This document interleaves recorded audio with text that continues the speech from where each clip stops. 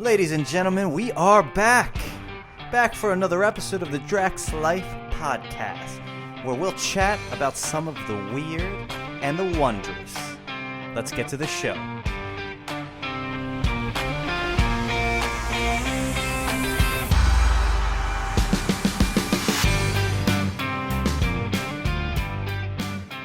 One, two, three. Okay, we're live.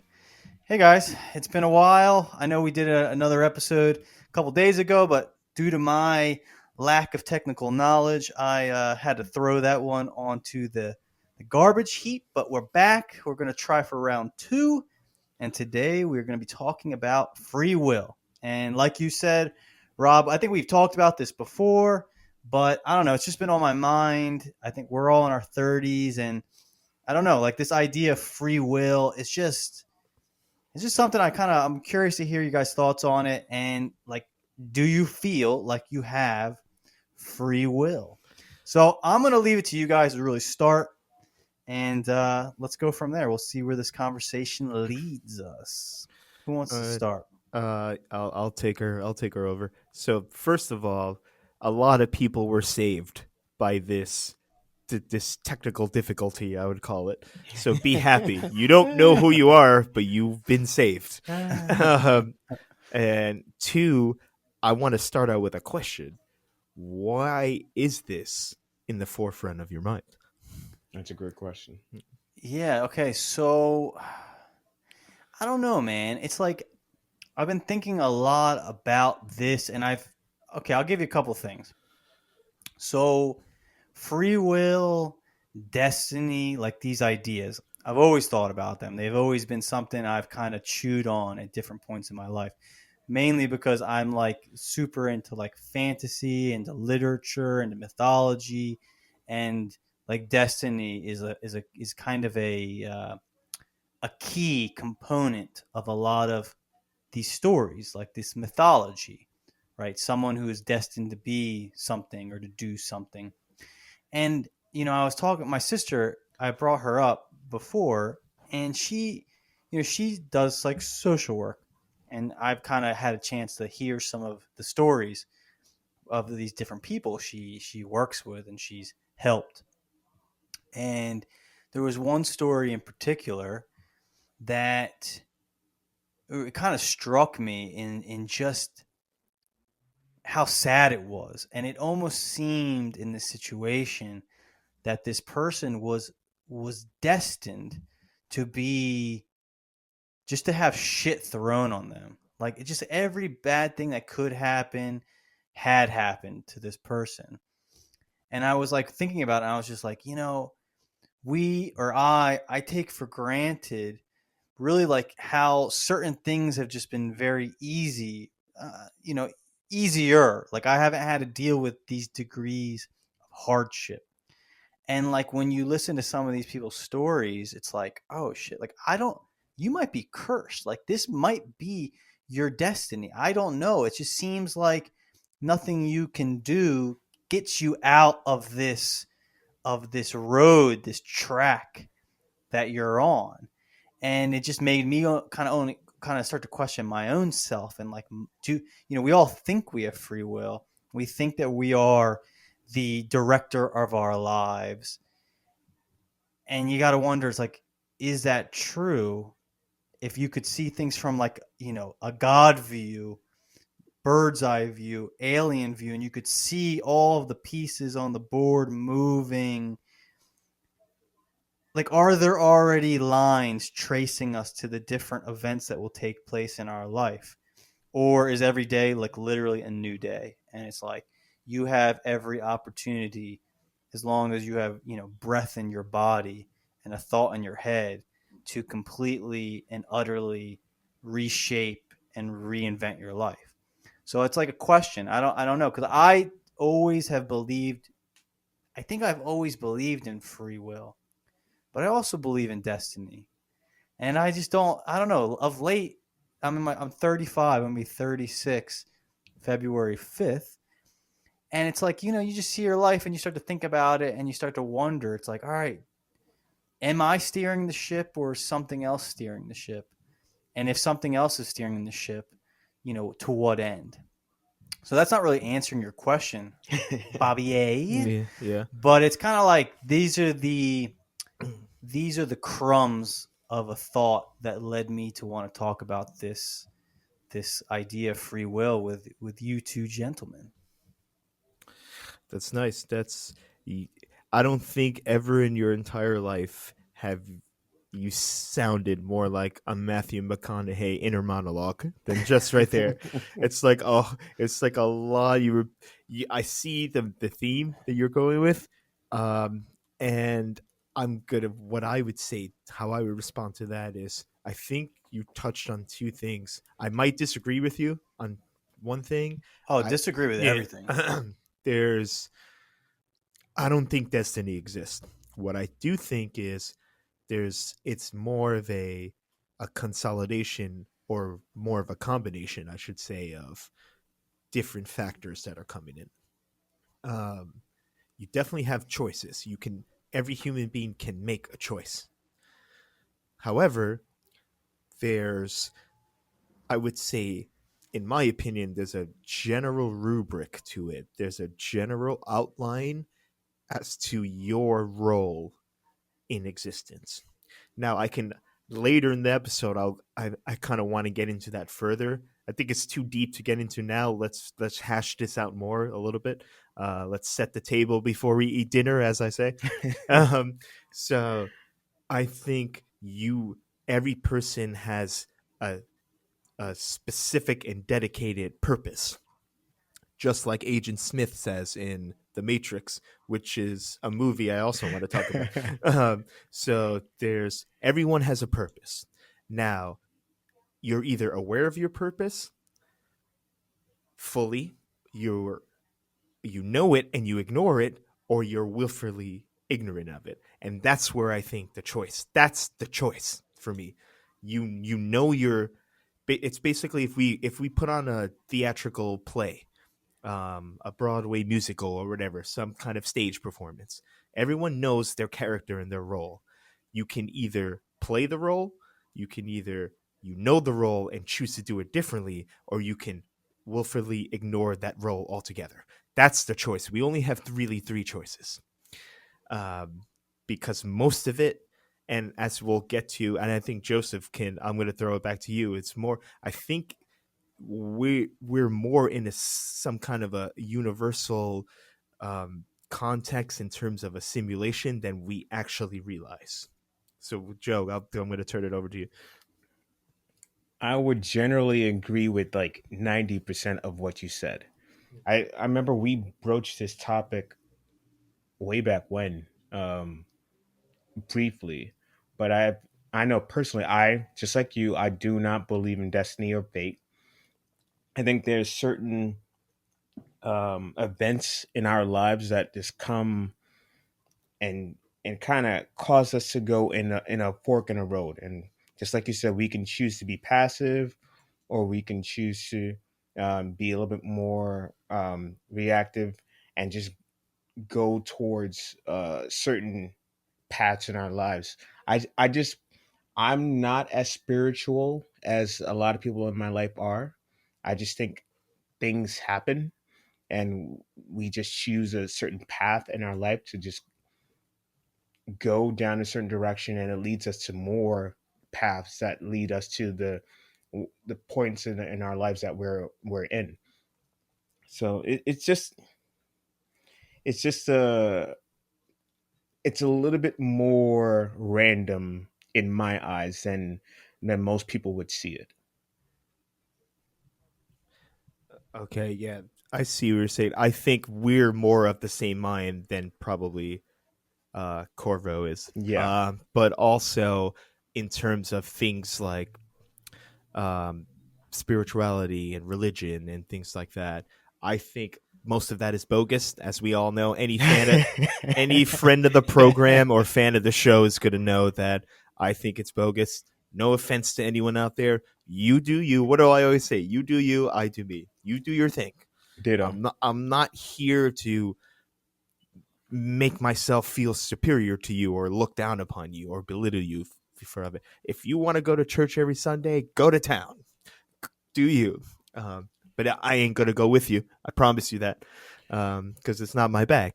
But But that there are people that I yeah, also know that don't go to church, that don't believe I've, in organization, and they're but still, there's still yeah, that's a good point. Yeah, and so that's still not me. I'm pretty sure that's not you as well. it's not, but because well, first of all, the closest thing I have to religion is Seinfeld. That's what the rules I live by, but I'm more of a universal guy. I think, and we've also touched on this numerous times. I think the universe itself is one organism. That's why I don't believe in Hmm. destiny. I think we're all together in one organism, and we're all part of this one thing that's what someone would quote unquote call life or existence. Okay. So, Okay, that's yeah, interesting. go ahead. So, see, it's funny. You always say you're not. You are spiritual. Are not. You do not practice a Religion. classical religion. Yes. But I would say from the many conversations, the hours we've recorded, and also the hours of conversation we've had outside of recordings, that you are open to all possibilities. And that's what I was trying to allude to as well, because I know Rob is this way, and I know there's another person that I talk to pretty regularly. She doesn't really believe in religion, but she's very spiritual. She definitely sees how nature plays into our life, and vice versa. So I can I can definitely see Rob being spiritual in that sense. Yeah. Sorry, Chris. Let me No, go ahead. let Go me ahead. jump in before you continue. Yeah, because and the reason I would call myself definitely spiritual. So both of you are right in that context. But how I would qualify that and explain it specifically is I'm spiritual in the sense that, as you said, Joe, that I'm open to everything and everything, anything and everything, and that's important because I will never disparage or judge someone for a belief that they Hmm. have. Now, actions and and expressed words and reactions and behavior, that I think is open to criticism. But for what you truly genuinely believe, and not the bullshit that we were talking about in the lost episode, as we're going to call it, it's lost, it's gone. And not the bullshit where you pretend to care about something when you really just doing it for your own self-aggrandizement. That's not what I'm talking about. I'm talking about shit you genuinely believe in. Because I think we talked about this in there with the Darius episode, with the journeys of Socrates. Yeah. Humans are a triangle. We're triangles and circles. We have the physical, which is the temple. The body is the temple. We have the mental, which is your intelligence and your curiosity and your imagination. And then we have the spiritual. You need what you believe in, your soul. You need all three things to operate in order to get the full fulfillment of life. And the circle we won't get into. That's the If anyone wants to go back and listen to the Journey of Socrates last episode where I talk Good about the episode. circle. Yeah, very good episode. But you're not, in my opinion, you're not a complete human being unless all three are firing on all cylinders. You need to be a triangle. If one of those are missing, if you're eating like garbage and ignoring your like exercising or activity, you're just sitting on the couch all day, there's no Yeah. temple. The temple crumbles, then the triangle crumbles. If you're not reading or educating yourself or researching and sharpening your mind, talking to people, learning new things, then the mental crumbles. There's no triangle. And the spiritual is what we're gonna get into now. It's like, if you don't, you need all three. It's the long-winded way of what I'm saying. But go ahead, Chris. Sorry. No, no. I mean, I enjoy. Yeah, exactly. I just wanted to go back and say, yes, you are. You believe. Okay, what am I going to say? I'm going to say this. One thing I've always liked about you, Rob, is that you do not hold anyone's belief against them. And I completely agree with what you said in that what you believe in your heart, I'm not gonna. Who am I to judge that? But I will judge a deed, and I think that is a Yes, good. yes, yeah. It's like a very important distinction, and it's kind of like this is we're taking kind of far from our subject, but that is an important distinction that needs to be emphasized because right now, particularly, it's like you can't judge a deed and you can't judge a belief. And where I agree, where like you shouldn't really, maybe you shouldn't judge a belief per se, like how you want to, the mental models you want to use to live your life and to shape it and to give it substance and joy. I don't think I have a right to dispel them, nor do I have the knowledge to maybe accurately dispel them. But I do think that you have a right to kind of call into question deeds and actions, especially if those deeds and actions impact other people and what they believe. So I just wanted to highlight that. Like, I think that's like a very good way to live your life. And I think it's like, it's kind of the right way. Like, I have only been on the planet for so long. I have a limited knowledge and I have a limited life experience. Like, who am I to tell you that how you see the world or how you decide you want to live it is right or is wrong. So I don't know. I just wanted to highlight that because I had never heard it really said that way, and I think it's right. And I also think that's what in some cases gives people who are like part of a traditional religion. Because I grew up that way, and I probably have beliefs that are, into some degree, more traditional, maybe. But I have always noticed that within those communities, there is two things that I've always found kind of in just strange, for lack of a better word. It's the closed-mindedness, which is one. Like people can be very open-minded in one aspect of things, but then be very closed-minded in others. Like take Christianity, for example. Like if you read the Bible, it's full of very crazy stories that make their appearance in Ancient Aliens of all places, and are like, if you believe them, you have to have a very open mind. But then you can hear that same person or that same community say things that are very like just closed-minded or just very narrow-minded, and you're like, how can you be both, right?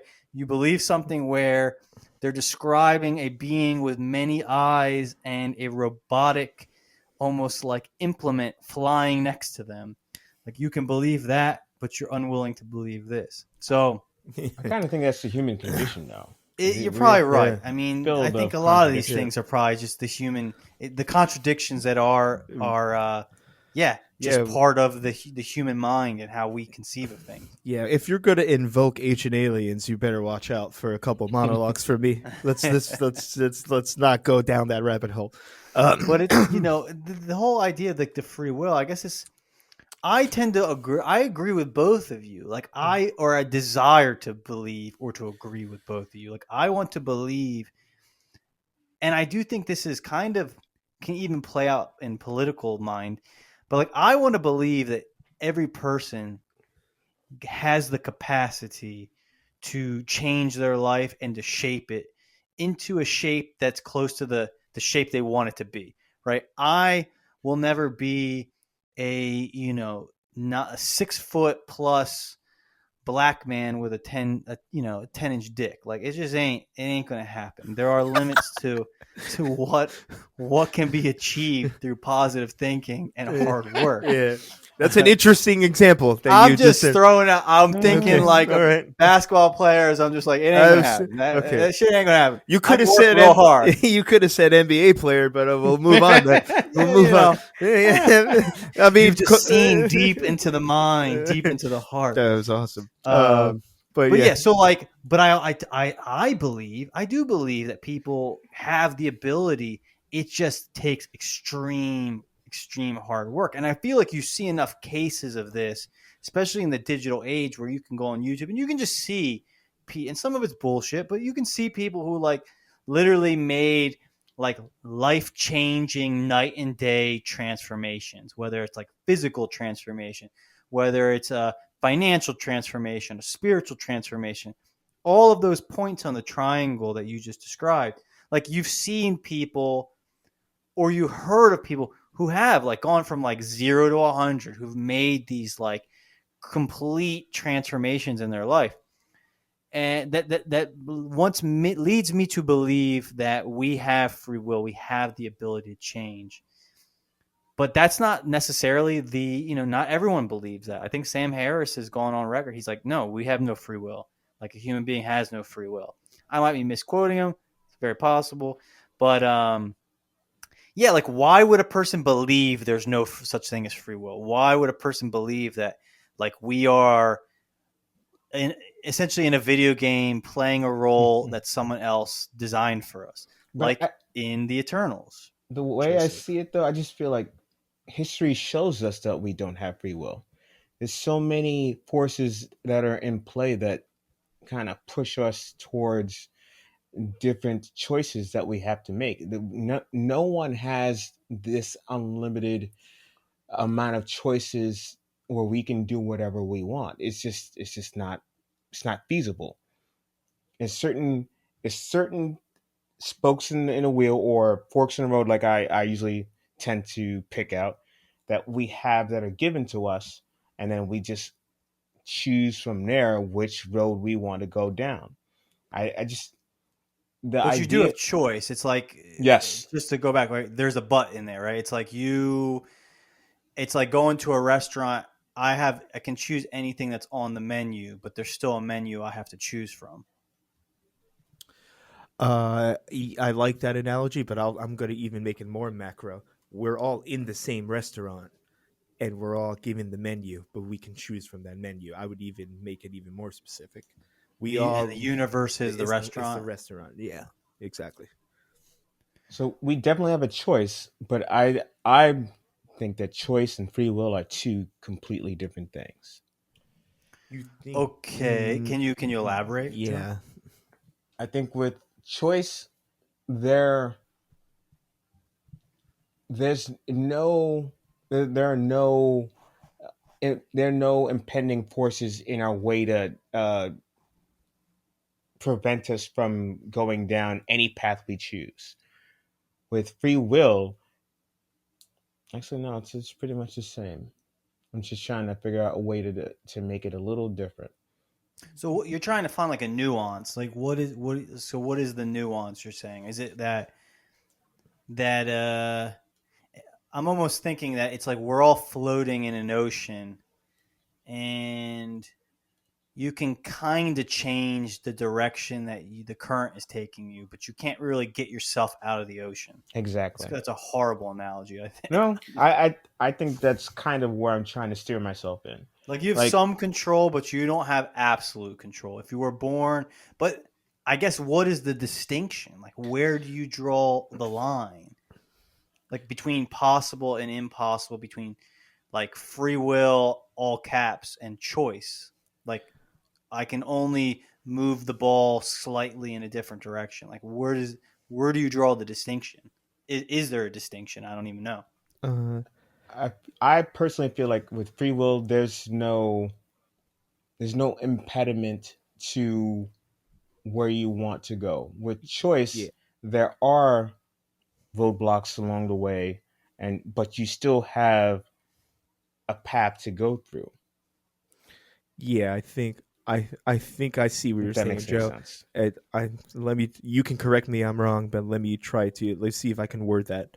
I think free will would mean absolute control over everything that's happening Mm-hmm. in your existence, whereas a quote unquote choice or a decision is you, like you're in a maze and there's only one exit from the maze, but there's several other ways to get there. Exactly. Yeah. I So you can I couldn't have said it better myself. yeah. So, but however, I'm gonna disagree with that. I don't think the notion. I think I'm gonna go back to what we're saying before. I think we're all in the maze, Westworld style. You know what I'm saying? We're all in the maze. So we should just, if you want, if let's just get into it right now. I don't think free will exists, but I think you still have the ability to make different decisions and choice. But for me, absolute free will to have full control over everything that's happening is a universal impossibility. I agree. It cannot happen. Okay, so let me Yeah. ask you this question, right? Let's use the maze. So, like, the maze has one entry point and it has one exit point. So, one input, one output, and then you have the maze in the middle. And then in the maze, you have different ways that you can get to the end, right? You can go left here, maybe another person goes right, but there's multiple ways to get to the end. So would you say that no matter what, the input and the output are always the same? The only difference is the middle, like how you got there, but the end point was always like you were always going to end up that in that direction, I mean, like a mouse in a maze, if right? you Like, want to be literal, you can say birth and death. I Mm. mean, well, but that's like, I mean, we're all going to be born. We all, mhm. not born. We're all going to die. But that to me, okay, if that's what you define as like free will, that in order to be truly have free will, you wouldn't die. Like, No. let's bring it back a little bit. Let's just say that you didn't have the free will to be, you didn't choose to be born, Mhm. and you're gonna die, and you don't have that choice. But I guess what I'm saying at least is how you choose to how you live is that free will, like how you choose to live your life, the choices you make, the how you organize yourself, what you can be or become. Is that is that like is that free will? Or even in that arena, like not just how you end your life, but let's say how you spend your 40s and 50s and 60s, like are you heading towards it's weird. Like when you use death is the ultimate end, and like we're all heading towards it. Mhm. And okay, so I'm trying to think. Yeah, never mind. Disregard No, what I'm saying. I see what you're saying. I just don't think that choices are in a vacuum. And when we're young, we are given a path, and at a certain point, all those lessons that we've learned during that path have kind of laid our foundation. So sometimes we are not given a full array of choices to choose from. Like there are people who tend to choose the vocation of their parents because that's what they've known their whole lives, or they choose to live in a city or a town their whole life because that's all they know. That's not, to me, that's not, I don't see that as free will. Yeah. Go ahead. Wait, Mhm. wait. I want to throw one thing in before you Go go, ahead. Bobby. Go. And it's just that, and then because this might tie into what you're saying, Rob. My question would be: is there a difference between what you perceive as free will and like so in that case, in that example, just to use that specifically, that person is doing something because it's all they know, and it's kind of like, I'm following the model that was placed before me. Does Is that really an absence of free will, or is it a perceived absence of free will? And I'm going to leave it at that. Bobby, if that ties into what you're going to say, great. If not, we'll pick it up after. You're up, Rob. Yeah, I think we have to pick it up after because you just gave me another breadcrumb that I want to talk about.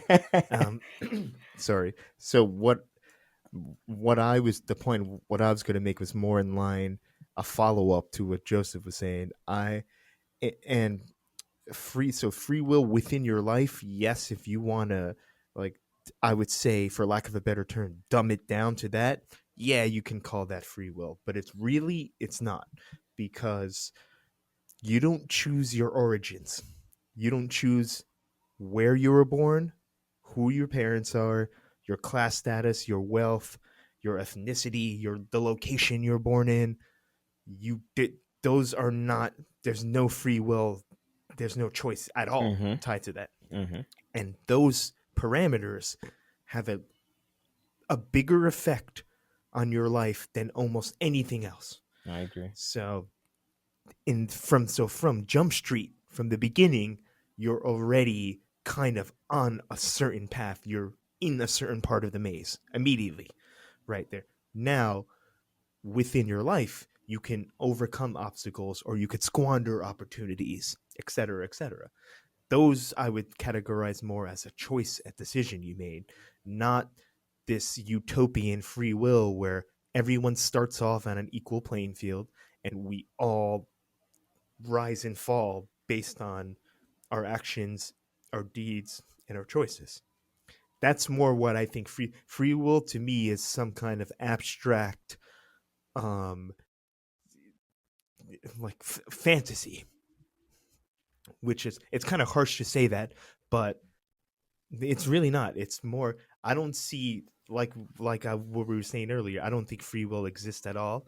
We're all products of our environment and our location and our backgrounds and our culture and traditions, but you can still maneuver around that, but those things have such a large impact on who you are as a person and where you'll end up being, and if you'll get out that maze, not get out, because leaving the maze is dying, but what path within this gigantic maze. And we're not, when we say maze, we're not talking about like these, remember the little pinball, like the 90s pinball games where there's like 3 different ways to go and then you get out. Now I'm talking about where there's millions of paths to the end. So, and some longer than others. Yeah. Go ahead, Chris. Okay, so like just listening to both of you, it seems, because you at one point I think you started out saying you do have free will, and now you're saying you don't have free will. And this metaphor or analogy of the maze, would you how would you go back and use your own imagery? Like if you have many in this maze, there's many paths to the end being, let's say, death.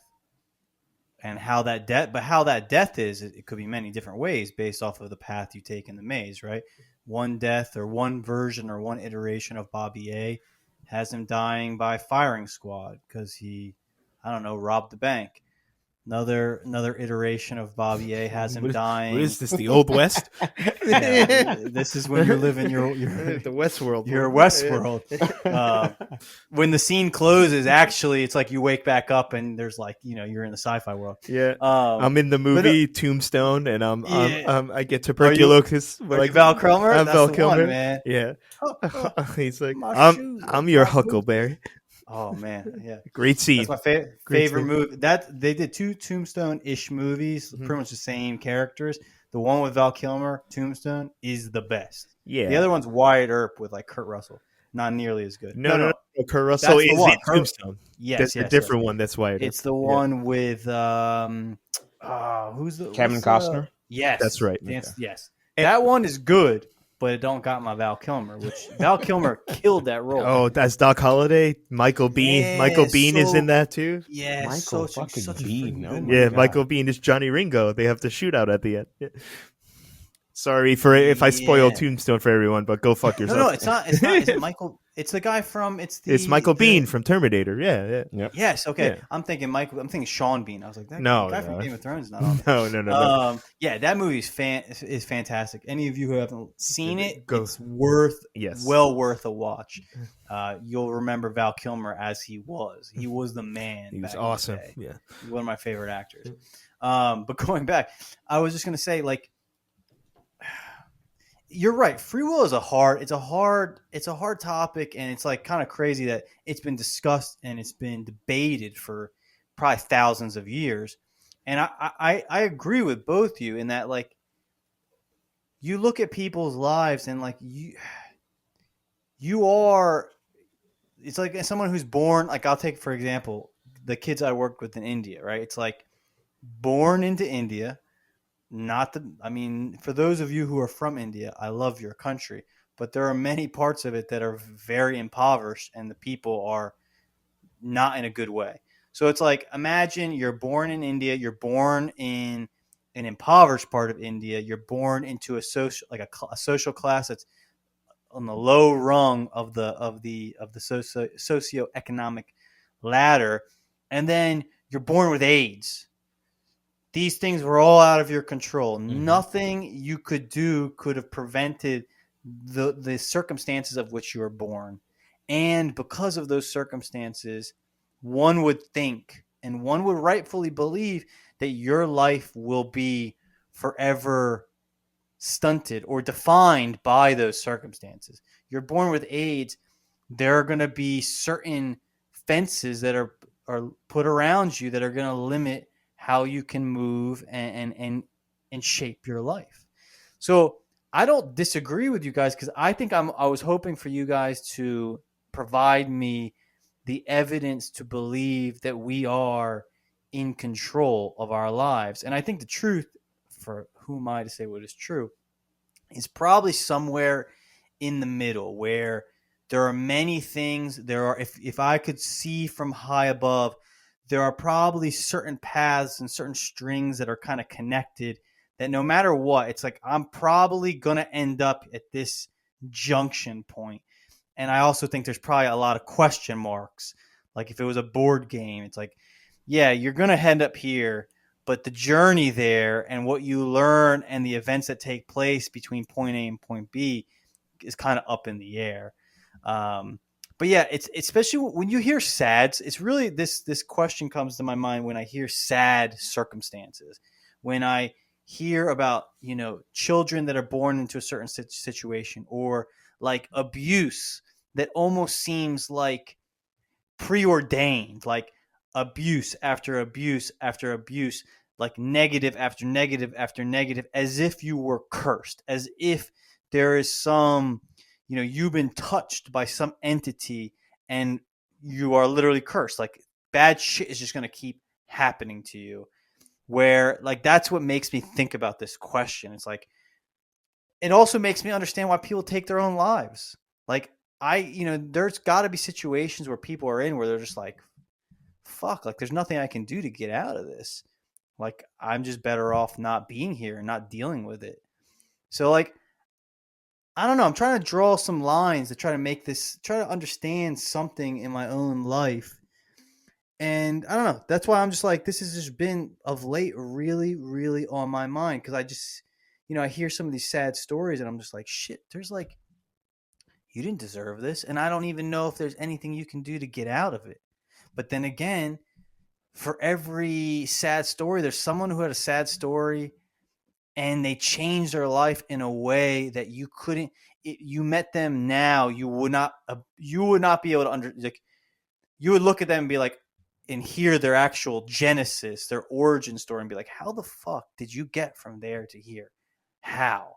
So like you have these examples of people who like literally crack the matrix and reshape their lives. Like, what do those stories mean? Like within the context of this idea of like free will and of choice and whatnot, what are who are these outliers who just like born at the lowest rung in the ladder, everything is stacked against them, and then somehow they end up, it's like chaos is a ladder, they end up on top of the ladder, they break the wheel, they're the ones sitting on the throne when the story ends. Like, how does that all make sense?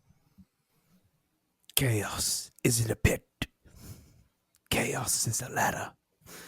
How many Game of Thrones references did you just make in the last 60 seconds? But I probably made like 5. Yeah.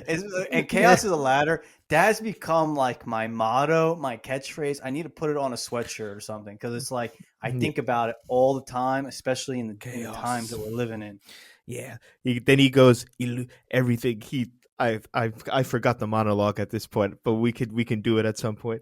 He goes, everything else is an illusion. The climb is all there is. So the climb up the ladder, the chaos ladder, that's really what life is. Not all these other distractions. It's really the climb. It's what it is. Well, and just to tie on before you go into your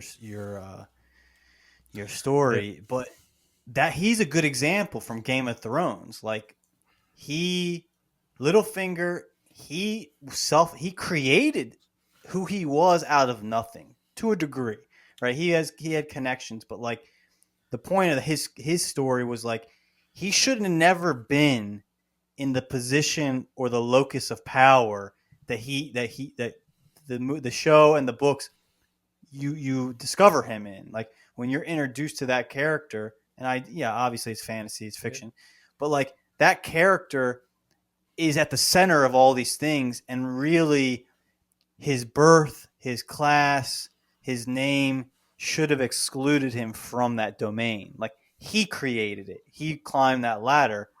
Didn't end well for him, but he got pretty close to the top.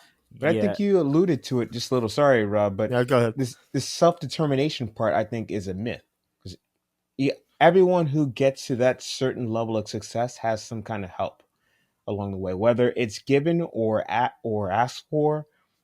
I just feel like that self determination part of choice and free will is a myth as well. Well, but I mean, you can set your ship in a direction. You might need help from the winds, but you're the one that set the ship in that direction. So, I mean, not to just tag team on this real quick. Sorry, Rob. No, Is that's like, all right. like I kind of agree with you, Joe, and I'll use the perfect example of Whitney Houston. Like I was listening to like a documentary on Whitney Houston of all things. My sister was watching it, and right, you look at Whitney Houston. We forget almost, or people probably who are young now don't even understand like how big of a star she was, and how what a talent she was. Like I don't think anyone, you might not have listened to her music, but if you heard her sing once, you're like, that woman can sing. Like no one will ever be able to take that away from her. But then you listen to her story and it's like, yeah, she was in the right place. She knew the right people. She was almost groomed in a sense to become the superstar that she was. And then, in hindsight, you can ask, yeah, like, would she have been able to do that without all of that help? Or would she have even wanted to become that without let's say, the maneuvering or maybe the prodding of these other influences? So I don't know. I mean, that's a good point you raised, Joe. It is a good point because I think Whitney Houston, incredible artist, one of the best of all time. Very tragic ending, as we all know. But there is a misconception that Baelish was a quote unquote a self-made man, because I don't think he is. He definitely exploited networking. He was the guy that was intelligent and clever enough to exploit his network, because Baelish doesn't get to where he is without the Aarons, without the Tullys. He was lucky enough that Hoster Tully sent Kat and Lysa to live in his all the way in the fingers as children, and he forged those two relationships where he manipulated Lysa to murder her own husband and manipulated Kat to the point where she felt sorry for him because she liked him, and then she got involved with the Starks. So now Baelish has a relationship with the Starks, and then so Baelish is not, who is the real self-made man in Game of Thrones? It's Lord Varys. That man he was castrated, he was raped and molested as a child, thrown into the pits to die, and he became a thief. He became a male prostitute. He worked his way up step by step, where he started stealing things from people, but he did it in a nefarious way.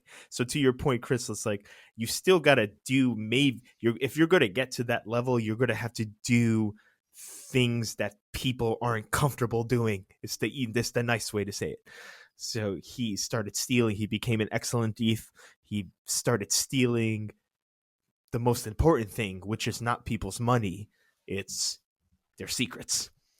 Data. Yeah. He started stealing information, and he would blackmail everyone, and then step by step he got in Ares, the Mad King's good graces, and the Mad King was like, that guy, I want him on my council. So Varys is more self-made than Baelish. Baelish also dicked people over, and he's my favorite character. He's definitely intelligent and smart, but remember when we were talking about origins and opportunities and stuff? He was definitely gifted opportunities, which he took. He definitely took. He didn't squander them. and that's what made him where he was. But by ultimate, when we went a little off the rails there. Let's get back. No, So but it's so still a good yeah, example. I yeah. mean, Veras is is a perfect, Yeah, very good exactly. example. So I think your hang up, Chris, is the difference between choice, like some kind of, it's like a scene in terms of acting. You have improvisation, or you're told to stick to a script. I don't think our lives are scripted, but there's always room for ad-libbing and improvisation, so you can always change your circumstances. And these people that have come from the depths of nothing and now they're widely successful and wealthy and famous, that does happen. You can improv, you can ad-lib, nothing is scripted. However, those are that there's still things along the way where you have to be intelligent, you have to be, like you said, hardworking, passionate, resilient. Lucky. Luck is a big thing. That's a really big thing. So Yeah, luck meets preparation, yeah, right? Isn't that Hmm. the saying? exactly. So that's when you maneuver through the maze in such a cunning way that you discover the it's like playing Sonic or Mega Man or Mario, where you find the shortcut in the level because you did something cool, or you did something out of the box, unorthodox, like you flew up way out off the board and it's like, oh shit, there's a pipe here, and Mario goes down and now you just cut half the level. That's like that's what you it's possible if you have the stomach for it. So I think that's I mean, you can correct me if I'm wrong, but I think your hang up is you think one thing, well, destiny means scripted, and free will means there's nothing even written. It's all ad lib. What Joseph and I think is, it's there's an outline. You're giving a script, but it's outlined, but there's more than enough room for improv and ad lib, and that's what I think, and that's why I want to add that, like, wrinkle to the maze. You can maneuver in there, but you gotta know what you're doing. Yeah, no, I think that is a better that explains this concept, I think, better than I could have done myself. And I think that you're right in in kind of describing maybe how I'm thinking, because when I hear yeah, when I think destiny is exactly, script is the perfect analogy. You really can't even go better than that. Yeah, it's like the difference between improv and a, well scripted play, right? Well scripted play, you pretty much do what the director says and what's on the page. And then when you do a comedy or you're doing improv, there's a shape. You kind of maybe know where you're going to a degree, but there is a lot of room and space to adapt and to create. And that's probably, yeah, that probably is my hang up, is that I'm thinking maybe too concretely. Um, and I kind of know better. Like, I know I'm not. I feel like I'm mature enough to know that, like, not everyone. I mean, obviously, you are a product of your environment. You are a product physically, financially, intellectually, like what you're taught, what you're raised, genetically, right?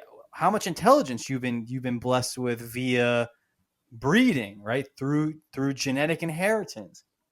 And those things they will they will be variables that will help or hinder your movement through life. Um, but I love to think of, like, the Forrest Gump, where maybe because he didn't think there was any hindrances, he didn't see fences, and and through the course of that movie, it's like he does these amazing things and goes to places and does more than someone that's far more intelligent or far more financially well off, etc., would have been able to do. So no, I think that your analogy of the script and ad libbing, I think, is very valid. I think it makes a lot of sense. What do you got, Joe? I do feel like the allure of free will and self-determination in particular is kind of pushed hard in American culture. And it's kind of dispiriting to me that it's still a thing. Like I was born in the 80s, and I just remember like late 80s and 90s how that was still like a thing that was pushed on American culture. Like, if you have the will to do this, and you can do anything you want. And I just it's not really the case. I don't know. Yeah, I it's I just the feel like that's a thing that most Americans think about, and I feel like the rest of the world doesn't. yeah. These two ideals. I think it's true, but yeah, I think yeah, you're talking about the American dream, like Dusty Rhodes. uh, who's Yeah, I, I don't no, go ahead, I go don't ahead. think Chris knows who Dusty Rhodes is. No, I don't. Unless it's either an It's athlete like he's or a it's wrestler. like Oh a man, WWE wrestler. He Yeah, was a there you go. wrestler. He there's a promo where he goes, he's actually kind of prophetic when he says that. They go, it's hard times in America, Daddy. They go to the factory workers, they kick them in the butt, they give them a watch, and they say, "Hey, a computer took your place, Daddy." And he's kind of right. Think about that. He said that in 1985. He said they Yeah, it's fired all the true. factory workers, replaced them with a I computer. I shit you not, Chris. That's exactly like the cadence of Rob right now. That's exactly how he sounds. It's insane. Yo, I gotta get. I feel like I need to get You into gotta start WWE. watching It's like I wrestling. feel like it's past. Like I kind of am too old to get into it now. But I like the drama.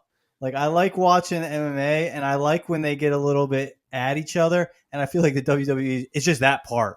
But It's on like that part super of the steroids. formula. Yeah, exactly. Yeah, And that's a good. He's right. I mean, this kind of ties into something we talked about in our our lost episode, which was like social media and YouTube. And I guess I was trying in a way to like kind of bring this subject up Hmm. in that question, because right, with YouTube or with social media is that all you see are the outliers, which makes this what you call, Joe, this kind of like this American ideal, like even more broadly adopted or desired for. Because if you look at YouTube, for example, right, the people that are on there, in many cases, they're the people you're hearing that make their way through the likes and come up and bubble up to be on your your YouTube dashboard.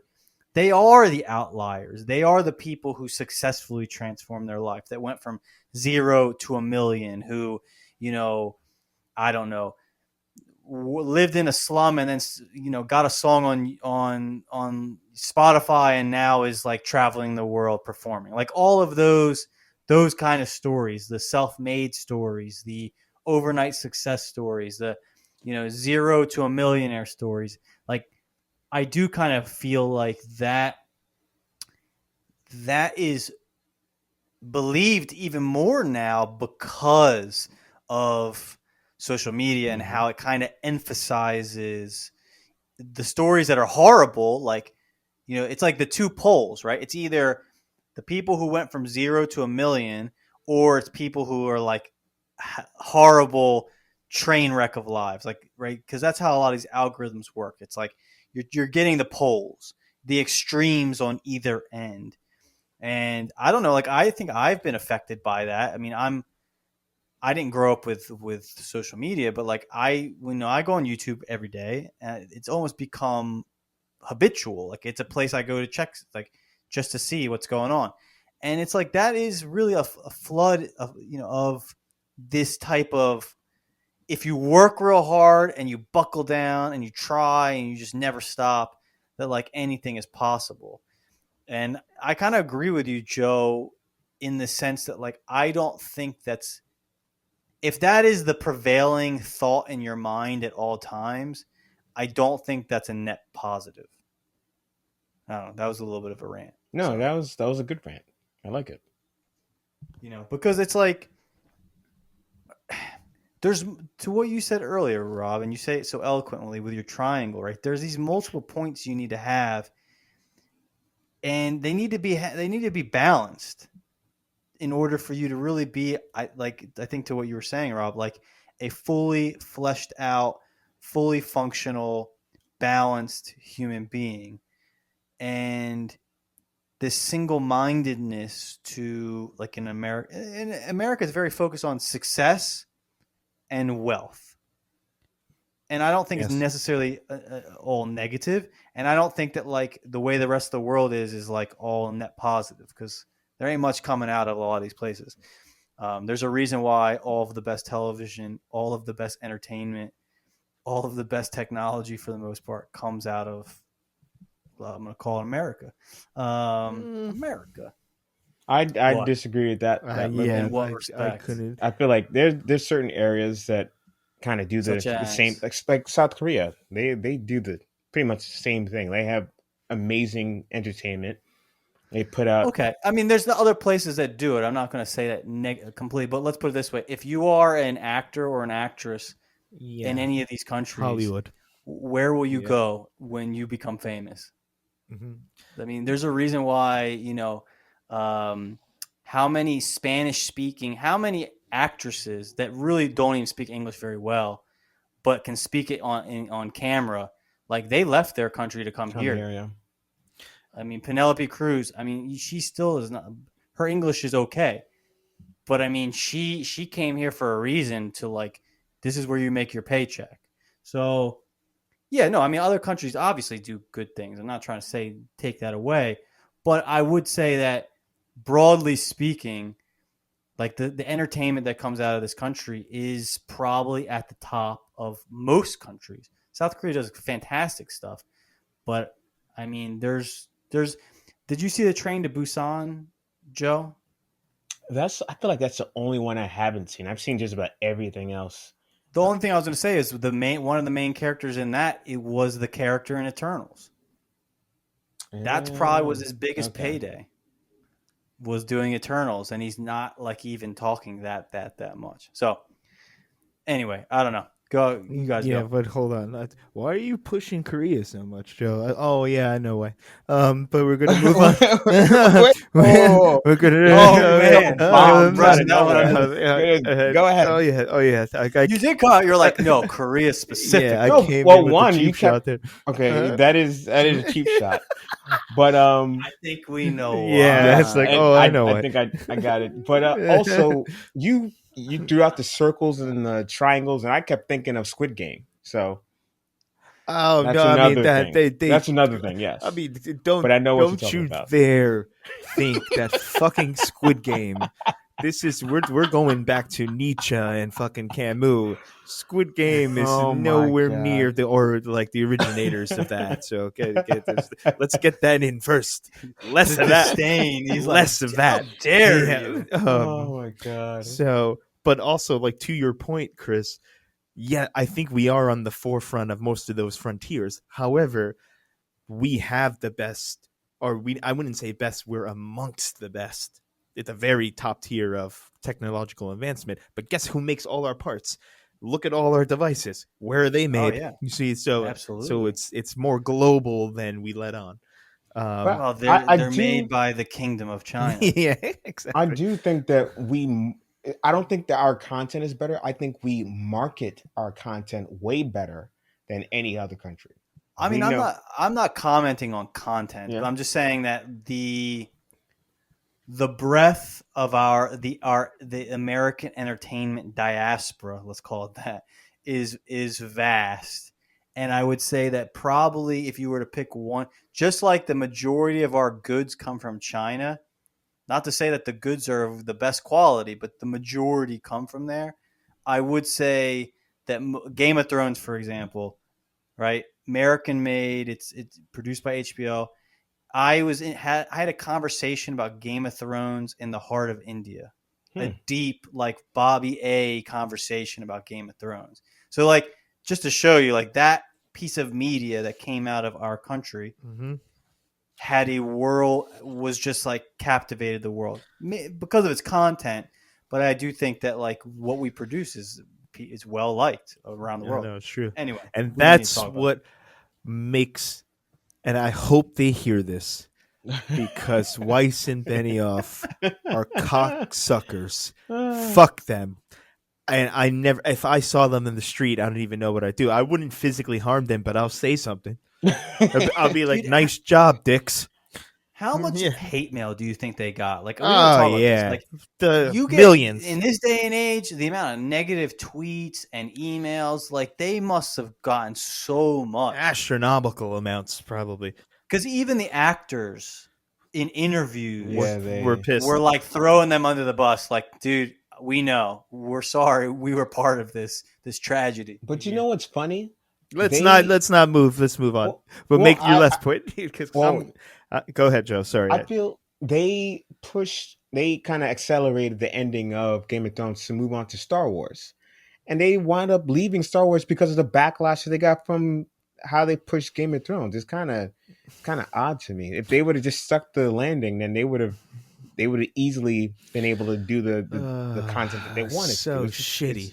It's weird. He's having Yeah, flashbacks. no, Like, no, he's I'm literally- getting it's PTSD. like let's correct. move It's on. like someone who's gone to war Yeah. and he's just like starting to get hot, sweating. Yeah, it's like that scene in Seinfeld where Frank Costanza's cooking for at the Exactly, party, exactly. and then he thinks about when he was in the Korean War. That's what's happening to me right now. I just rewatched that Yeah. episode. And he started, like, one of the characters No, coughing, yeah, and he's then he just starts like, saying, don't eat it, don't eat the food. Don't He eat starts it. flipping the tables over. Yeah, let's move on because I'm gonna fucking "Oh, start man. flipping Is tables. he still alive? No. No, Jerry Oh. Stiller has passed, unfortunately. When did he pass? Did I he think- pass during Corona? I want to say just before it. Yeah. Oh man, well I'm happy that he didn't have to deal with that, but that's sad. Yeah, I rewatched almost all of Seinfeld again, and I'm like, that it's kind of funny. And this is way off our topic, but This is what we but it do has to talk on about- conversations It happens. in the This next is called conversation.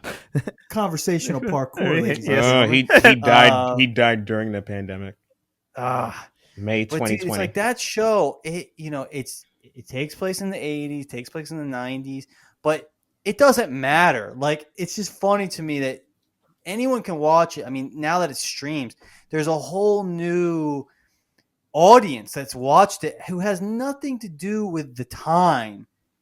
Like, they can't connect with the time, but the show itself, like the characters and how they related to each other and the circumstances, like they hit on gold. Like, the circumstances were timeless. Like, people, they resonate to the show and to each episode, even though like you could be freaking 16. You have nothing. You have no recollection or correlation to that time period, to anything going on, but you can still enjoy the show and like. But I think that's the get off genius on it. of Seinfeld, though. They cover just regular stuff, and those things it happens to everyone.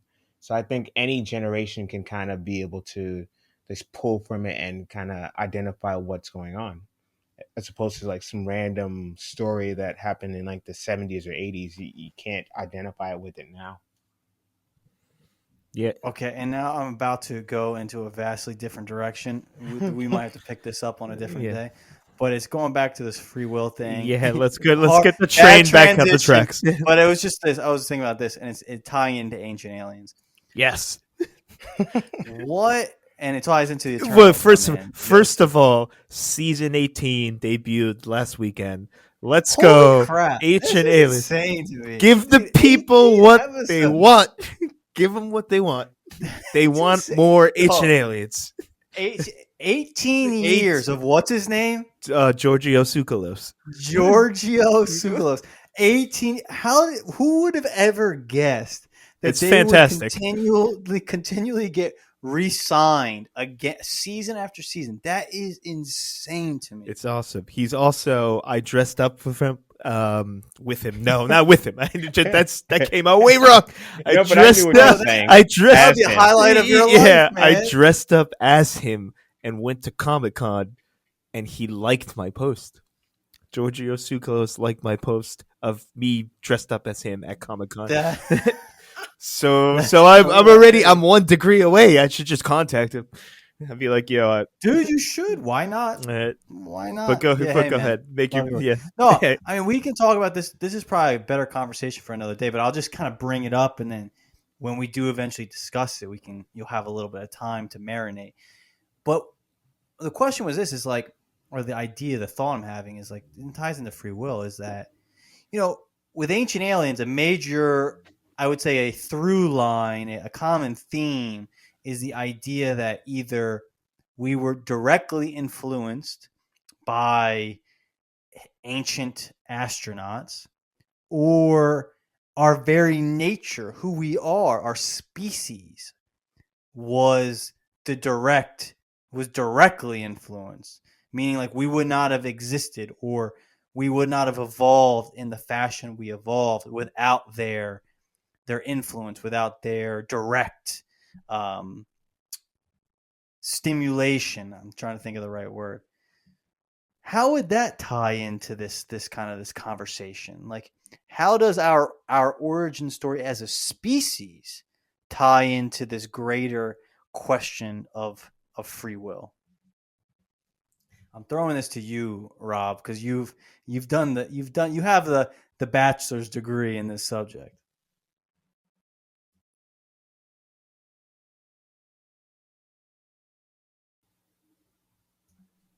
Where are you at, Rob?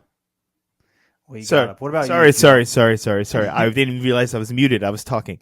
Uh, so let me rephrase the question back and to see if I got it correctly.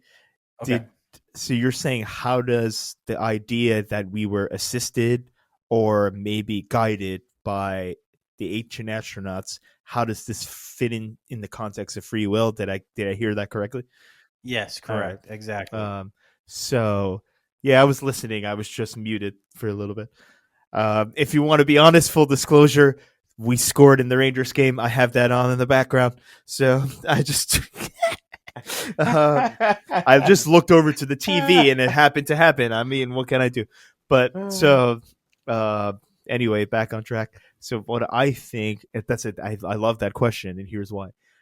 Because within even the realm of the ancient astronaut theory, there is factions where people, some of them are firm, unrelenting believers of we were helped and we were given to the point where we were given blueprints to make these structures and advance our civilization.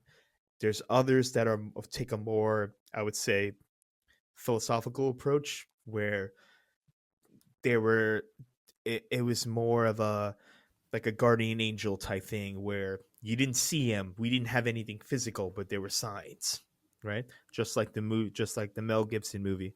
I can't believe I fucking referenced a Mel Gibson movie. Fucking A. That was a decent Mel Gibson movie, actually. That was M Night, right? That M was Night M Night. Shyamalan. Yeah. Yep. Well, whoo, he fell off the cliff. But Mhm.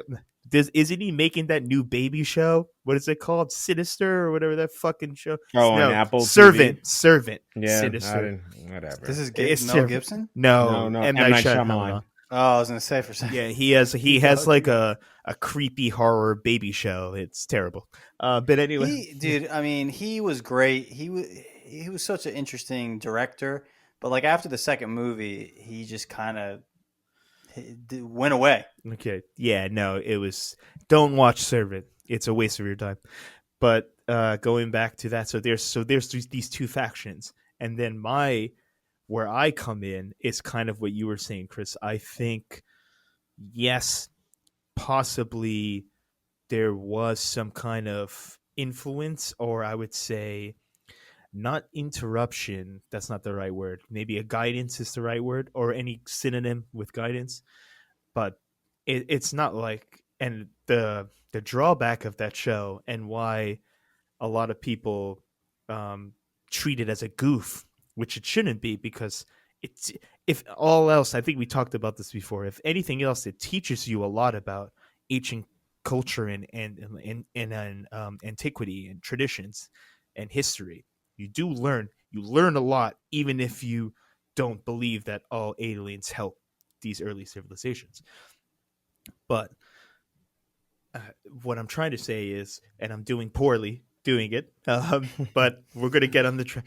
What I'm saying is, if you ask me if what their role in free will is, I think that's, if you were to ask me, I think their presence is real, and that they're part of the engineers of that outline I was talking about. They helped create the maze, and not that they are controllers of the maze or the architects or the analysts. If in Matrix lingo, they don't control it, but they're part of the creation of it. So they had a heavy influence on what created this quote unquote scene outline. If we want to go back to the acting analogy, they helped create this outline, but they don't have the dogged everyday individual influence that a lot of like Tsoukalos, David Childress, William Henry, all these other guys. And yes, I know their names. I know all of their names. And they don't have that direct influence as they're made it out to be. But there is external life outside of planet Earth that did help. And it goes back to what I was saying about the universe. We're all one, so they're just as much a part of this existence as the perspective of what human life is. Does that make sense? Did I make sense at all? Go ahead, Joe. Yeah, no, I think I got you, Joe. I think Joe's about to bring up something about the Eternals. Am I right? No, yeah.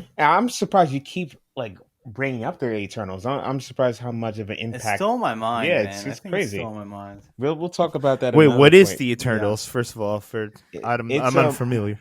It's a Marvel movie. I'll describe it to you at another point. I think you would honestly. This is the one Marvel movie that I think you would like. Yeah. The only thing it is ties it's a bit lot long. into like certain ancient alien ideas, which I think you would like. Okay, but go ahead, Joe.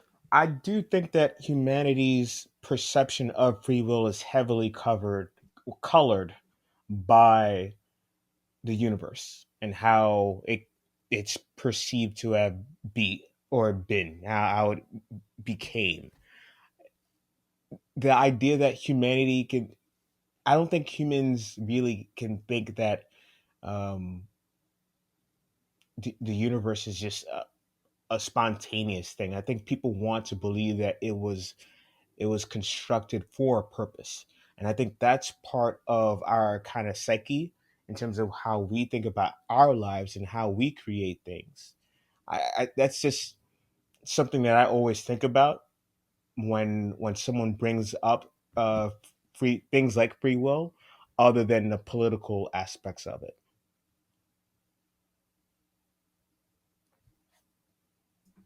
That's interesting, Joe. Joe, I gotta give you. I kind of complimented you on the Lost episode, but since it didn't come out, I'm gonna say it again.